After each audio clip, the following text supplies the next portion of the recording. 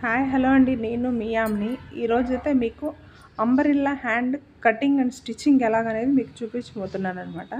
Umbrella hands అనేది mother and బేబీకి hands అనమాట. సేమ్ అలాగే అడిగారు, క్లాత్ అయితే ఇచ్చి దాన్ని ఎలా డిజైన్ చేశానని. ఫస్ట్ ఆఫ్ ఆల్ తన పెద్ద ఆవిడకి వచ్చేసరికి 8 ఇంచెస్ హ్యాండ్ తీసుకున్నాను అనమాట. 8 ఇంచెస్ చూసారు కదా, ఈ మూల నుంచి ఎడ్జ్ స్టార్ట్ అయ్యి అటు 8 ఇటు 8 మిడిల్లో అంబ్రెల్లా టైప్లో 8 8 8 పెట్టుకుంటూ వచ్చి దాన్ని కట్ చేసేసుకోవాలి.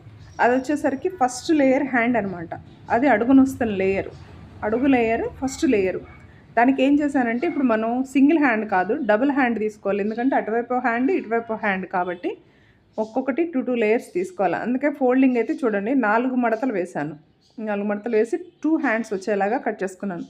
ఇప్పుడు అది ఎంత ఉందో అది ఒక హ్యాండ్, అది దాన్ని తీసి పక్కన పెట్టేసేయండి. అదిగోండి అలా వస్తుంది, దాన్ని తీసి పక్కన పెట్టేయండి. ఇక నెక్స్ట్ హ్యాండ్ వచ్చేసరికి 1.5 ఇంచ్ డౌన్ కట్ చేశాను. చూడండి, 1.5 ఇంచ్ అలాగా. ఇంకో హ్యాండ్ కట్ చేయడం కనుక మళ్ళీ ఇంకొకటి మీకు ఎలా చూపిస్తున్నానంటే ఇంకో 1.5 ఇంచ్ లేదా 1 ఇంచ్. అంటే మీకు ఎంత హ్యాండ్ లెంత్ని కావాలి, ఎన్ని ప్రిల్స్ బాగా కనిపిస్తాయి అనే దాన్ని బట్టి మీరు పెట్టుకోవాలన్నమాట.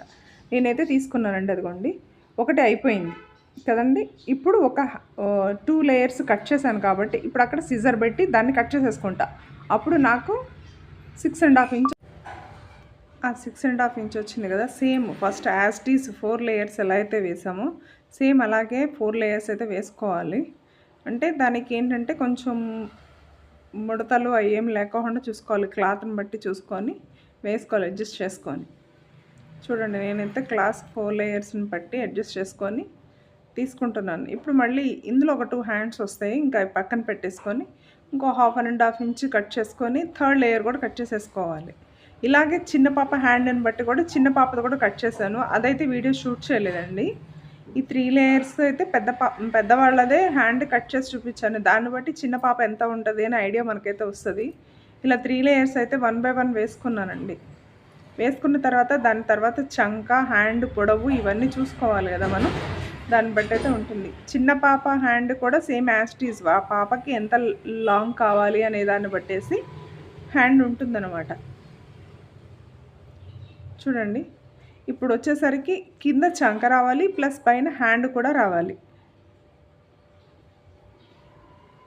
కింద ఒక దగ్గర మిడిల్ గుర్తు పెట్టేసుకొని ఆ 3 కింద సమానం వచ్చేలాగైతే చెక్ చేసుకోండి. ఎందుకంటే ఒక చంక ఎక్కువ తక్కువ రాకూడదు. చంక కింద అన్నీ కరెక్ట్గా రావాలి, పైన హ్యాండ్ మాత్రమే అలా లేయర్స్ రావాలి. కింద నేను చంక వచ్చేసరికి చూడండి,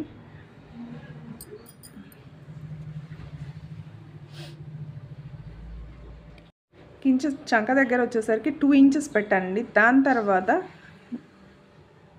ఇంకో చూడండి, మీకు అర్థమయ్యేలాగా, అది వీడియో కరెక్ట్ కనిపించట్లేదు. 2 ఇంచెస్ కింద చంక అయితే పెట్టుకున్నాను. దాని తర్వాత ఒక 4 ఇంచెస్ అనేది తీసుకున్నాను అనమాట.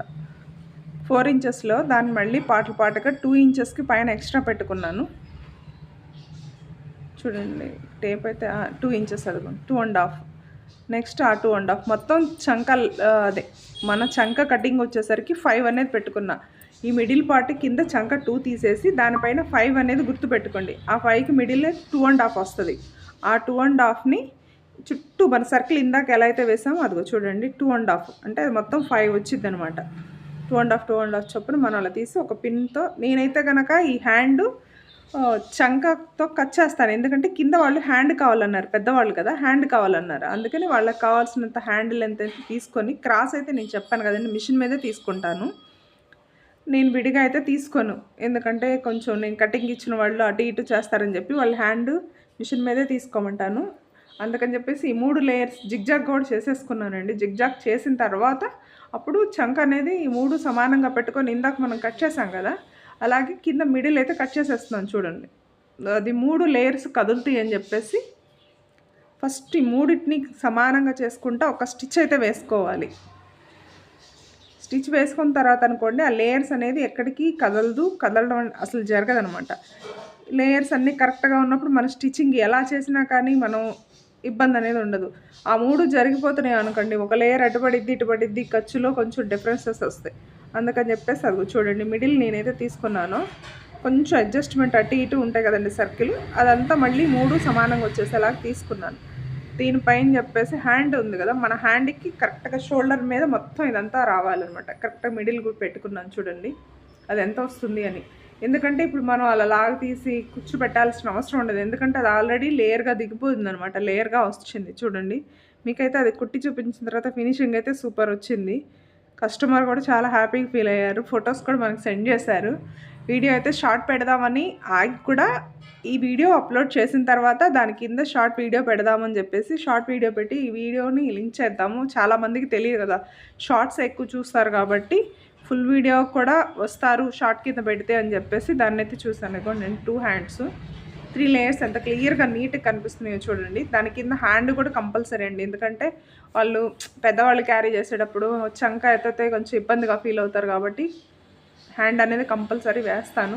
చిన్నపిల్లలకైతే వేయాల్సిన అవసరం అయితే లేదండి, వాళ్ళకి ఎంత క్యూట్గా ఉంటుంది వేసినా వేయకపోయినా కానీ. ఇదనేది ఇంకా ఫ్రంట్ సైడ్ క్రాస్ కట్, అదే ఫ్రంట్ సైడ్ వచ్చేసరికి ఆ క్రాస్ తీసాను కదండి, అది ఫ్రంట్ సైడ్ వచ్చేలాగా వేసుకోవాలి. ఇదిగోండి హ్యాండ్స్ ఫినిషింగ్ అయితే ఇదిగో ఇలా అండి. వాళ్ళ నెక్ ఏ మోడల్ అడిగారో ఆ మోడల్ అయితే front cut work, back side అయితే పాట్ హుక్ అడిగారు. సేమ్ యాజ్ ఇట్ ఈజ్ ఇద్దరికి అలాగే స్టిచ్ చేశాను అనమాట. ఎలా ఉందనేది కామెంట్ అయితే చేయండి. ప్లీజ్ సబ్స్క్రైబ్ అయితే మర్చిపోవద్దు. ఫస్ట్ సారి చూస్తున్నట్టే సబ్స్క్రైబ్ అయితే చేసుకోండి. బాయ్.